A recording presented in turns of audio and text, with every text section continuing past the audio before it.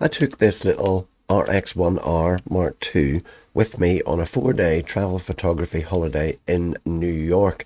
And I'm going to tell you what I learned about using this. I'm going to cover 3 different aspects of this. Firstly, I'm going to talk about how the camera performed in various travel photography scenarios. Then I'm going to tell you what it was like working with a fixed 35mm focal length here, because this is a fixed lens camera. You can't change it. It's not interchangeable and it doesn't have a zoom. So I want to tell you what it was like being restricted to just 35mm for travel photography. And finally, I'm going to talk about how working with minimal equipment and just carrying this one small camera changed my feeling about how travel photography and maybe even street photography might be, in terms of how enjoyable it is and how well it's worked for me. So apologies for the croaky voice during this video. I'm just recovering from a dose of flu that I picked up in New York, of course. Anyway, back to the video. Before getting into the detail of this review, I want to make just 2 quick points. In reviewing this little Sony RX1R, I'm not going to be focusing on pixel peeping or a lot of different metrics. I'm going to be talking about how it feels, about my experience of using it. And the second point is that I've been a professional photographer and videographer for some time now. And if I hadn't been taking my RX1R on this trip, I would have taken my professional camera, which is my A1 with this 24-70 G Master f2.8 lens. The standard would have been quite high. If the RX1R gets close to that, then it's a considerable achievement for it. Let's get into the detail. So first of all, let's talk about sharpness.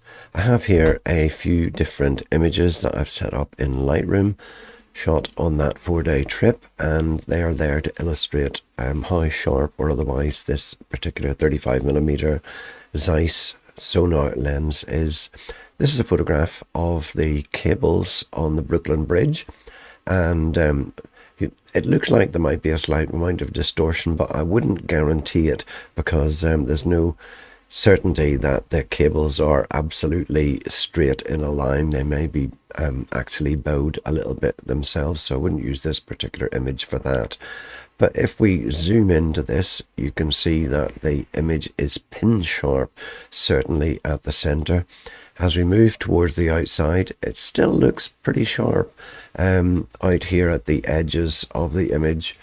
And I'm pretty happy with the sharpness that this lens produces. Just zooming back to the full image, it certainly seems to do the job from my point of view. Here's another image that was shot in a shop. And again, if we zoom in to this, you can see that again it looks to me to be pin sharp, certainly at the center.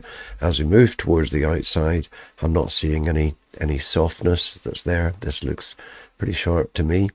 Move over to the other side, and again pretty sharp. The sharpness of the image is important because sometimes when you're using a 35mm lens and you don't have the opportunity to use a longer lens, you may want to crop in a little bit. And here's an image of this little skeleton sitting on the fire escape outside a building.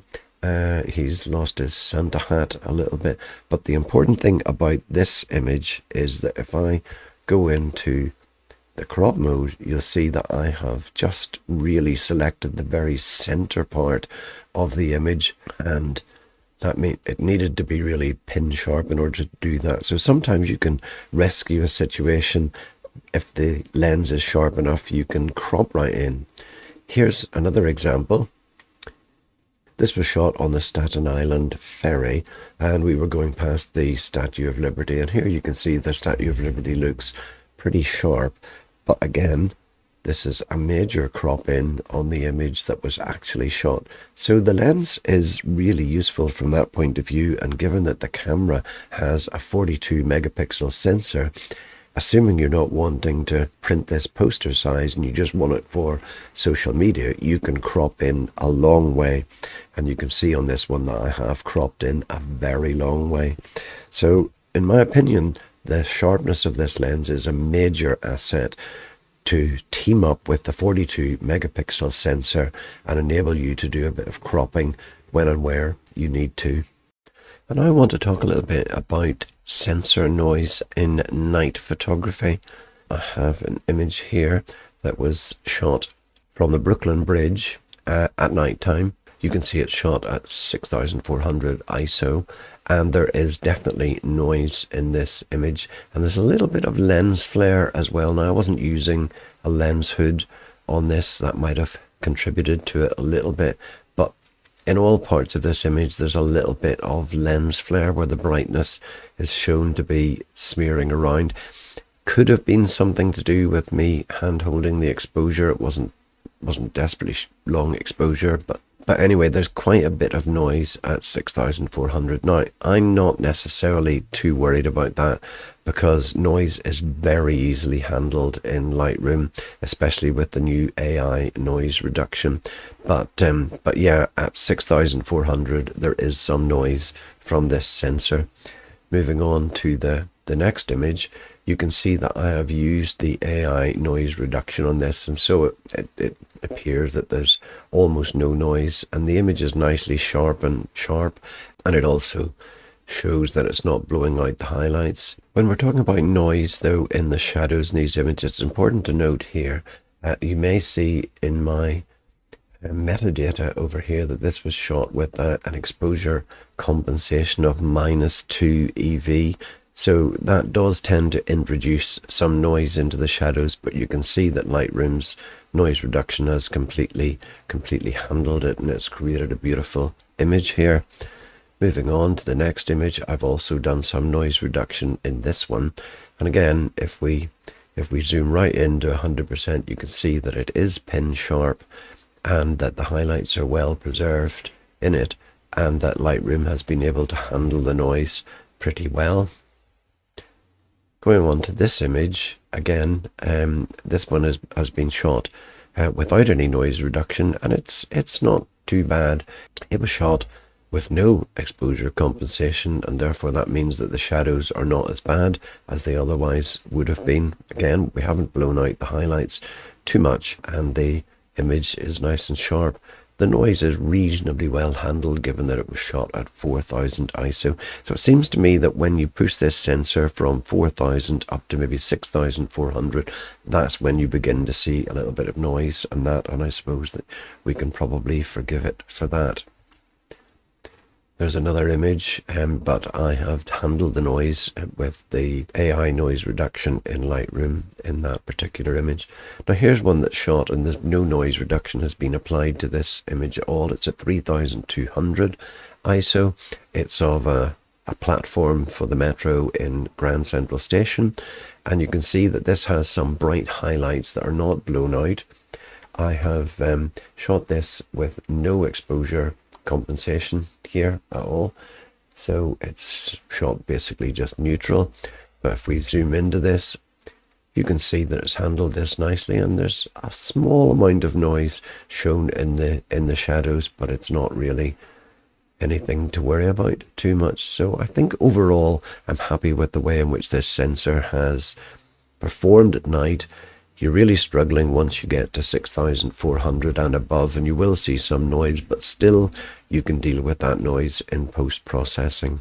Finally, I want to talk a little bit about stabilization, and the fact is that this camera doesn't have any stabilization, not for still photography anyway. It does in movie mode. It has steady shot, which will provide a crop in to the lens to something like 42 millimeters from 35 millimeters in terms of focal length, and so that allows it to do some stabilization, some digital stabilization on the image, but that is not available for still photography. Now this image, you can see here, it was 1/4 of a second exposure, so it was really quite slow. It was handheld, and I just wanted to take a long exposure so that I could blur the traffic in this yellow New York taxi passing the front of Radio City Music Hall, so that it would obscure some of the less attractive parts of the building. Now, it looks okay until we zoom in, but you'll see when we do zoom in, there is slight evidence. You can see here that it's not held rock steady. If I'd been using my Sony A1, I know that this image would have been pin sharp, and I could have handheld it at half a second or maybe a tenth of a second, something like that, without any blur at all. But this camera has no stabilization. I would like to think that if Sony are updating this camera, that they would put in some stabilization, though I do realize that putting stabilization on a sensor in such a tiny camera body could be a pretty big challenge. But either way, stabilization is something that I miss with this camera. Let's move on now to discuss dynamic range, and I have a couple of images that are useful in that respect. Let's just open up this first one. This is a picture inside St. Patrick's Cathedral in New York, as you can see, there are some shadows down to the bottom, and it's done pretty well in retaining the shadow detail, I feel. Just waiting while the picture fully loads. That's it, loaded now, but it hasn't blown out the highlights. If we look in on the highlights, you can see that they've been retained pretty well and not blown out, and yet the shadows still have shadow detail. This one also supports the fact that the image is incredibly sharp as we zoom right in on it to 100%. And then secondly, we can have a look at this image, which is a sunset. Let's zoom out to the whole image. This is a sunset looking across the Hudson from Manhattan, and you can see that the sun's just setting over here, and I've been able to shoot this without blowing out the highlights completely, shooting straight into the sun where it is setting, and yet there is still good shadow detail in the image. Certainly there are blacks right down here, but there is some shadow detail where we need it. So I'm very happy about the dynamic range from this camera. So let's have a look at the experience of being limited to one focal length. In general, I find this actually amazingly good because it enables you to look for compositions, I think, that are more naturally occurring. So I really like the lines in this particular image. And moving on to this one, I find that 35mm is really good for leading lines if you set it down onto a bench or a similar situation like that. It's also worked well for me in terms of some of the cityscape images when you get further away. This image was a 6-second image in order to smooth out the water and retain the leading lines without too much complication around them of these posts that are in the water leading out a little bit into the Hudson. So I found that 35mm created some really nice images.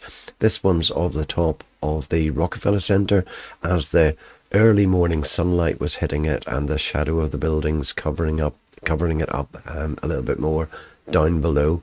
So I like the perspective that this gave and the way in which the verticals converge on it, and you get that quite well with a 35mm lens.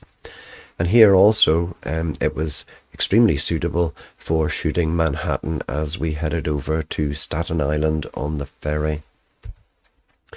However, there are some situations in which you may want to get more width into your picture. This is an image, it's a 20-second exposure of the Brooklyn Bridge in order, again, to smooth out the water. It's a nice sharp image. If we zoom into it, you can see that it's pretty well pin sharp.